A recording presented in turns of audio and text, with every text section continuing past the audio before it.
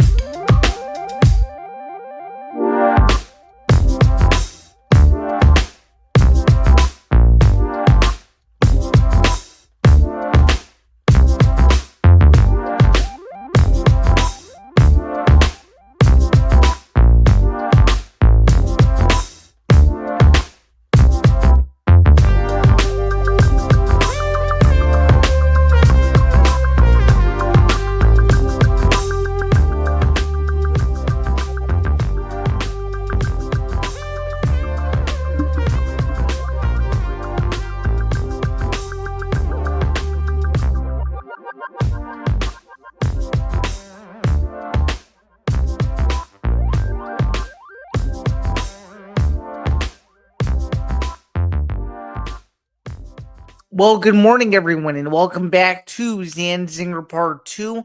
My name is Zain Bando for July 5th, 2026. Good to be back here and doing this with you all on this fine Sunday morning post 4th of July. Before we get started and do anything else, this is an extension of Bando's Breakdowns, which airs, well, it's going to be every Thursday at 3 Eastern, noon Pacific, starting in a couple of weeks. Right now, we're still sticking to Fridays, just due to some scheduling conflicts. But nonetheless, though, this show still stays intact here on the weekends. Before we get started with anything, let's take care of a few quick reminders. Please be sure to like, follow, and subscribe to the ETB Network. To do so, please go to youtube.com/ETB Network. It would be greatly appreciated as we're getting closer and closer to 3,000 YouTube watch hours. So that would really help us out quite a lot. And then, of course, you can listen to all the archives of Bando's Breakdowns wherever you get your podcasts. There's some behind stuff that we still have to do to get that all updated. But for now,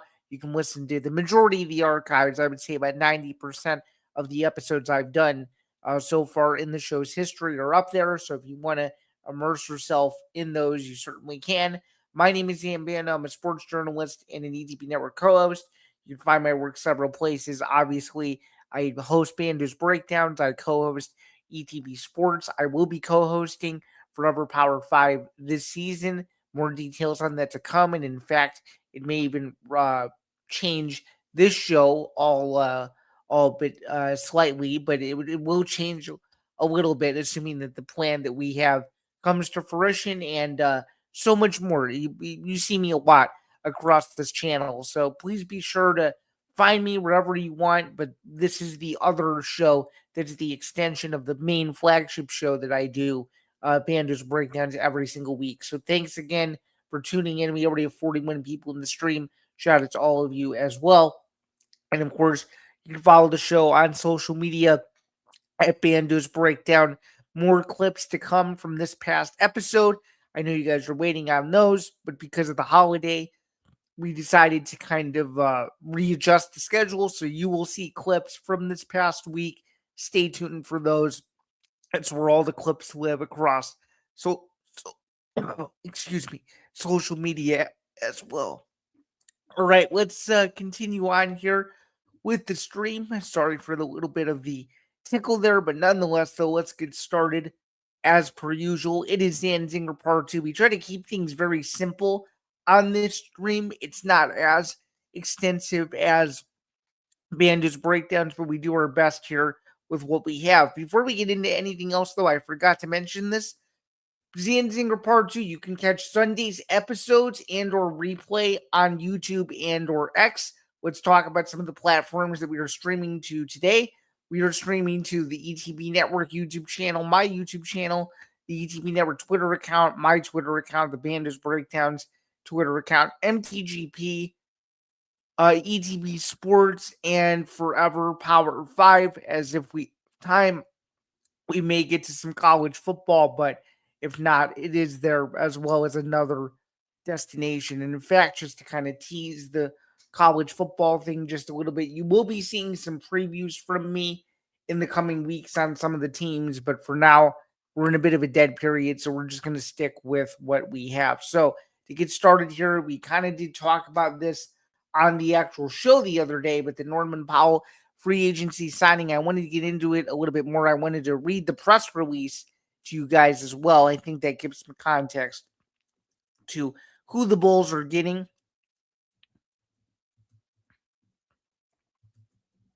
Okay. So with that being said, let's take a look. So the Bulls agreed to sign Norman Powell to a 2-year contract. Let's take a look at the release from the NBA itself. Per the Associated Press, Powell also had received some interest from the Detroit Pistons in free agency, ESPN, and the Chicago Sports Network. For those of you who don't know what the Chicago Sports Network is, it is the home of the Chicago White Sox, as well as the Bulls, and of course the Chicago Blackhawks. For those wondering what about the Cubs, you can watch the Cubs on Marquee Sports Network, as well as national TV during the regular season. But beside the point, let's continue on. We're among those who first reported the agreement between Powell and the Bulls, who will hold the team option for 27-28.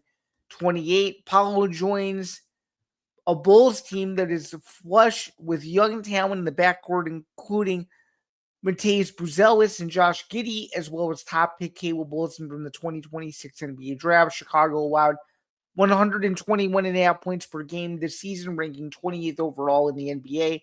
It finished with a 31-51 record while missing the playoffs for the fourth straight year. The 26-27 season will mark Powell's 12th in the NBA, and the former second-round pick has seen his career run the Garnet. He spent his first 5.5 seasons with the Toronto Raptors, rising from a rotation player to a key piece of the team as it won the NBA championship to cap the 2019-20 season. And then obviously it goes on to talk about his years with the Trailblazers and so on and so forth. So as I was kind of alluding to the other day, I think this is a good depth piece for the Bulls to kind of get some juice back a little bit. You need guys who are foundational pieces, but also you can't just go with guys that are all, just prone to inexperience. You got to have guys with experience, and it's clear that Powell is that. Could they have gone for bigger free agent splashes? Sure, but it didn't happen the way that probably many Bulls fans had hoped it would. But nonetheless, though, it is a major signing because it could be the first of multiple building blocks in the coming years. Let's take a look at some more info when we can here. Okay, moving on. Over the past 2 seasons, he has averaged 21 points per game or more, and his career shooting percentages of 47.1% overall, 39.6% from three, and 82.4% on free throws. That's what I'm talking about. A depth piece, you need a guy that can go to the free throw line and make free throws in clutch situations. You need a guy that can hit a three in a big moment. And you also need a guy who can just be efficient. As long as he's efficient, the Bulls could be in a lot of games with the core that they have. They may not win a lot right away because it's still a very young team, and they made some interesting moves during the season last year, including, shipping Ayo Dosunmu to the Minnesota Timberwolves, and look at how that's worked out for him. It's worked out really well. He got a 5-year deal out of that, so congratulations to him. But it still is one of those things where, the Bulls have figured out for themselves what they want to do moving forward, and it seems like Apollo is one of those pieces that, in their eyes, hopefully will do something important to try to steer the ship forward, if you will. So those are kind of my thoughts on Norman Powell. Let's shift gears, though, to the topic that everybody is here for. That's probably the reason why 70 of you are already in this stream. As of tomorrow, we will officially be part of UFC 329 Fight Week, and I mean part of as in we will officially begin UFC 329 Fight Week is what I meant to say. For those of you who need a bit of a crash course as to what is going on and why this UFC event is such a big deal in the weeks following UFC Freedom 250, better known as the UFC White House event. It is because the UFC is back in Las Vegas. It is the long awaited return of former UFC two division champion Conor McGregor taking on Max Holloway in a massive rematch. There's no title on the line, but it is 5 rounds. Holloway, the former BMF champion, these two fought 13 years ago, with Conor McGregor winning a decision that was very early on in his career. Obviously, as we know, within 2 years, Conor McGregor became the interim UFC featherweight champion, and then shortly thereafter, in November of 2016, he took care of business and won the UFC lightweight championship. And really, ever since that fight, Conor McGregor's career has been a little bit of a downhill. He's lost 3 of his last 4 fights, with 2 of them coming to Dustin Poirier and the other one coming to Khabib. And then obviously his lone win in there was in January of 2020 against Donald Cerrone in what Conor was dubbing pre-COVID his season. Well, the season never happened. Obviously, he injured his pinky toe before the Michael Chandler fight. So that obviously ruined those plans. And then ever since then, Max Holloway, pretty much all he has done is win in the UFC, minus a couple of losses to Alexander Volkanovski, Ilia Topuria, and now Charles Oliveira. Max Holloway's been dominant for a long time. Obviously, he became the UFC featherweight champion way back when. He obviously fought for an interim UFC lightweight title, and then it did not go well. And then, of course, he fought once more against Ilia Topuria last fall to try to capture a title, and he was unable to do that in Abu Dhabi in a very, very disappointing performance for Blessed, as he was knocked out by Topuria. Obviously, Max Holloway is not known for getting knocked out. That was a major sticking point going into that fight, is how Holloway would fare on the feet, and he did not fare that well. But, and we'll get more into the card on Friday when we preview this for Bando's Breakdowns episode 97. But I want to focus on, if we can here, I want to focus on this main event because a lot of people seem to have a lot more questions than answers going into this fight. And the reason why I bring that up, and just for a quick second here, let me take a sip.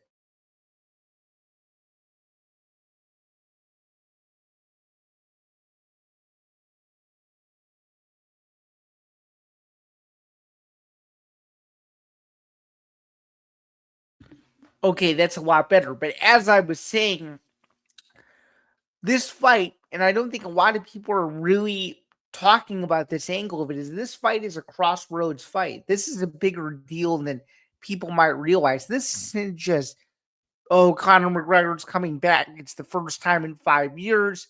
We have no idea how he's going to look, which is true. We have no idea, assuming he makes the walk on Saturday night at the T-Mobile Arena, which there's still a few more days for the fight to fall apart. And speaking of, I didn't mean to segue into this. We'll get back to the discussion at hand. But should there be a situation where McGregor or Holloway can't go for whatever reason, Mauricio Huffy would turn right around under a month's notice from his last win against Michael Chandler at the White House and fight in the main event of UFC 329 to save the show against either McGregor and or Max Holloway. So there's that as well. But nonetheless, though, let's talk about this because I don't think a lot of people are really fully grasping how big this fight is for both guys. Number one, for McGregor, if he wins, his star power again goes through the roof. There's so many rumors going around about him right now. There's 2 fights left on his deal that is known, but what isn't known is what his next move is. I think there's a lot of different directions he could go. Let's talk about this from a holistic standpoint, because I don't think a lot of people are fully getting this. He could leapfrog and fight Justin Gaethje for a UFC lightweight title. And I know a lot of people are saying, wait a minute, Zan, there's so many other contenders. There's Arman, and I get it. I completely get it. But you have to understand from a business perspective where the UFC is at right now. There's so much heat on McGregor. Is he going to re-sign? He's been frustrated in the past with the way the UFC does business. He told Ariel Helwani a couple weeks ago that they met in the middle on a deal for this Powell fight, and he feels he's not being paid what he's worth. He said it without saying it in so many words. That's number one. Number two, if he legitimately only decides to fight his remaining 2 fights, do we really think the UFC is going to risk putting him in a fight against a young, up and coming contender, where he's going to be fed to the wolves and they want him out of there? No, they're going to try to leverage as much of a price tag as they can, similar to this event. Obviously, headlining International Fight Week. It's a 3-day extravaganza, as I alluded to on the show the other day, starting with, the press conference and the Hall of Fame, and then the weigh-in, and then the fight, not to mention Power Slap the night before the fight. So they're trying to leverage everything around McGregor as he decides to return, which is exactly what they will do if McGregor wins. Now, if he loses, it's back to what I said a second ago. They probably will do something to where it's a fun farewell send-off fight. Maybe they bring back Nate Diaz for the trilogy, over 10 years later, where it's 1-1. Max Holloway has an idea where if he wins, he wants the trilogy fight against Conor after this. He wants double the payday, and in his mind, he believes that that's the best leverage play possible because of all the stakes attached. He's even told several people who he's interviewed, including Spinning Backfist, that if you guys saw a contract with Conor McGregor and you saw what I was getting paid for this fight, you would want to fight him. So I think Max Holloway knows that his career lifespan is slowly but surely reaching its end, and he wants as much of the bag, if you will, as maybe the UFC does. And I think he knows that he has a chance to spoil the return. He knows that. And to be fair, to his credit, it makes the third fight between those two that much bigger, because there wasn't that much anticipation for the first one. No one really knew who these guys were. The second one, everybody's interested because they don't know how McGregor is going to look. And based on how the fight goes on Saturday, if it's as good as what it's being hyped up to be, our third fight is phenomenal. So I think any which way the UFC decides to go is lucrative. There's also the outlier possibility. If Islam Makhachev wins on August 15th against Ian Gary, which is very likely possible, although the way Ian Gary's been manifesting this, it has that McGregor Aldo vibe a little bit, where it's like, okay, can Ian Gary really, really do this and really shock the world, right? And beat the pound for pound best fighter on the planet. There's that as well. Could Makhachev, McGregor, or an Ireland versus Ireland welterweight title fight do big business? I certainly think it would. I mean, shoot, McGregor's talked about Croke Park for years. Could you imagine Croke Park, McGregor versus Ian Gary in a soccer stadium? It would be massive. It'd be one of the biggest UFC events ever. I think it would, be on the scale of some of these other big events that they've done. So I think from a narrative standpoint, this fight is huge, because wherever this goes regarding the outcome, there's so much stuff and so many possibilities for these two guys, where next year, assuming that that April date is literally in play for McGregor, it is astronomical. So I'm very much looking forward to this fight. My early prediction right now on Sunday, July 5th, and it could change by Friday, July 10th, very much so. My way too early prediction is Max Holloway securing a TKO in the second round against McGregor after a very high-octane first round. First round is going to be awesome. There's going to be no feeling out process at all. McGregor's going to come out swinging. Holloway's going to be on the backside. He's going to look to pick his shots.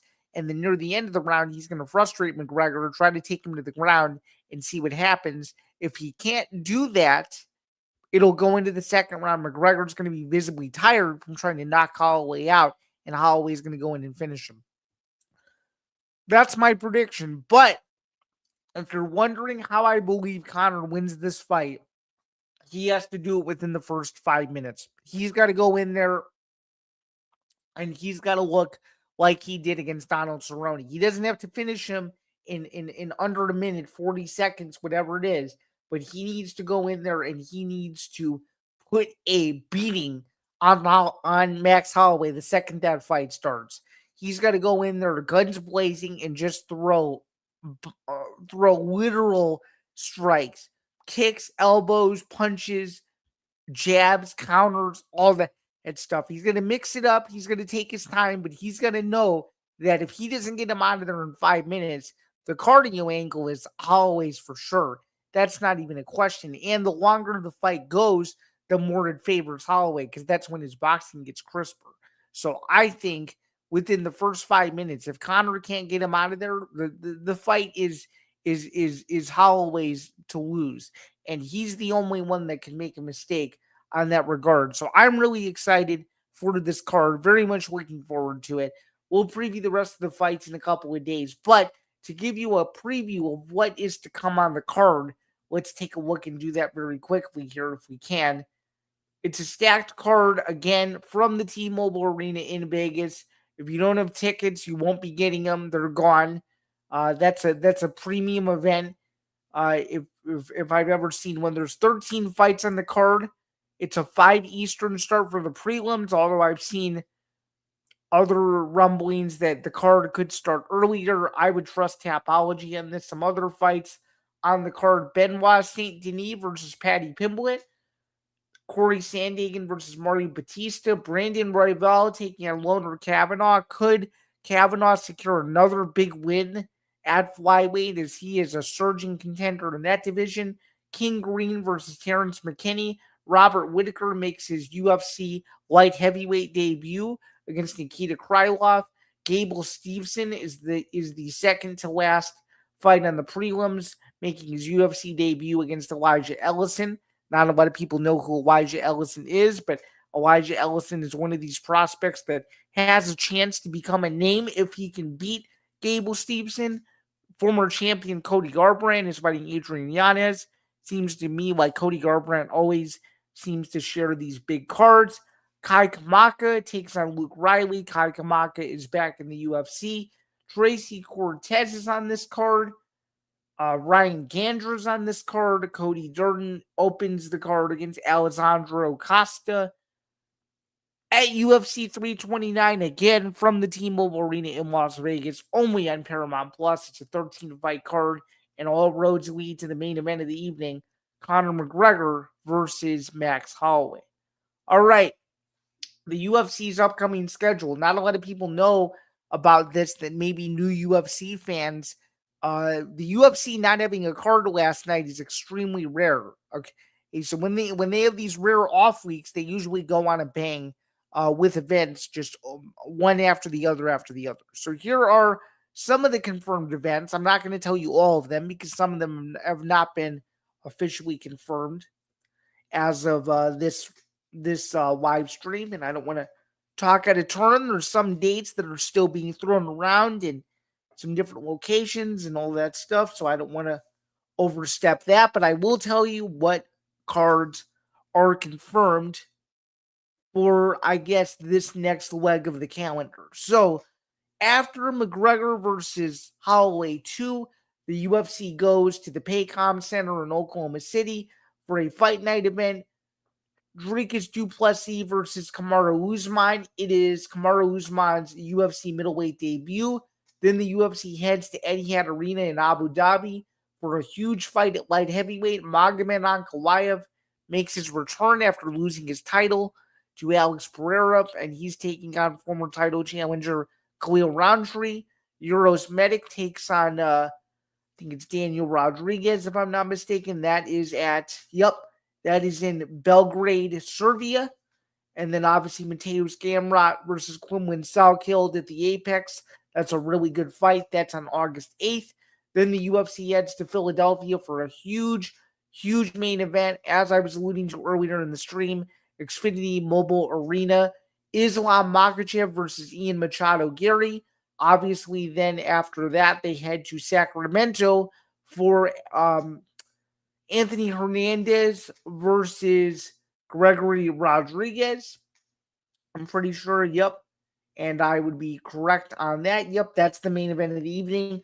Anthony Hernandez and Gregory Rodriguez. And then two other fight nights that are still being worked on. August 30th in Shanghai, China. And then, of course, September 5th, the UFC's annual trek to Paris. And the rumor right now is that UFC 331 will be the following week from Inglewood, California. And then another rumbling that's going around that's blowing up but has not been confirmed by some of the other major sources in MMA media is the UFC's return trip to Arizona for the first time in 4 years on September 19th, part of a new deal structured by TKO to bring some WWE and UFC to the table. All right, let's talk about the World Cup. It's been pretty chaotic. Obviously, we had a great game the other night between Argentina and Cape Verde. That was really good. We had some other great matches yesterday as well. We had Canada getting knocked out by Morocco. That was a huge one at the World Cup as well. We obviously have the United States. It's a big match tomorrow night from Seattle, Washington against Belgium, which I'm very excited about. That should be a good one as well. And then there's obviously some other matches that are taking place today. Let's take a look at those and what time those are going to be at. Brazil versus Norway today at 4 p.m. Eastern. Obviously, Mexico versus England in Mexico City. That's going to be unbelievable. Portugal versus Spain. The USA against Belgium at 7 tomorrow night as well. And then obviously, of course, this is the knockout stage as the winners will move to the final 8. Very exciting stuff. Obviously, Empty the Pitch has been giving you all the World Cup action this entire time. They're going to lead you guys all the way to the World Cup final in a matter of a couple weeks, which is very exciting. Let's take a look at some more here. Argentina versus Egypt on Tuesday morning. Switzerland versus Colombia on Tuesday afternoon as well. And then the quarterfinals will start on Thursday, obviously taking you into Friday. And of course, the weekend as well as the World Cup continues to wind down, which has been a very exciting tournament. So excited to see what else comes from this, but should be a whole lot of fun as well. Before we get into the final topic of today's stream, let's take a look and do a read of what is to come for the network in the coming days. So let's take a look and do that as well. Here we go. Let's take a look at some other stuff that's coming up.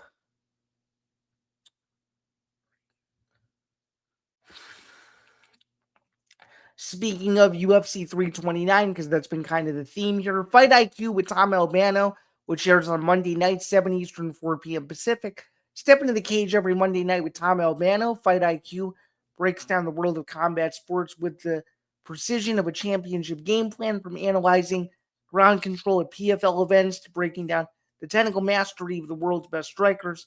We cover the technique, the drama, and the business of the fight game. If you want to understand the IQ between, or excuse me, you want to understand the IQ behind the world's most dangerous athletes, time as you covered every Monday night, 7 Eastern, 4 p.m. Pacific, only on the ETB network. And please be sure to subscribe to the channel, youtube.com/ETBNETWORK. All right, one final topic, and we'll just spend a brief 30 seconds to a minute on this. Why the 4th of July is the most perfect unwinding time in all of sports. And I will tell you, it is because a lot of people during this time focus on family, they focus on travel, they also focus on they focus on family, they focus on travel, they focus on They focus on baseball. They're not focusing on football, but this is a great unwind time because you get to do things that you can't do during the football season. A lot of people say to cancel weddings during football. A lot of people say to not go out of the country during football season. So this is the time to do those things. So shout out to you guys. Hope you guys had a great 4th of July and so much more. But that's going to do it, though, for another edition of Bando's Break, or excuse me, of Zain Zinger Part 2. Thank you so much for tuning in, and we will see you guys next time. Have a good one, everyone.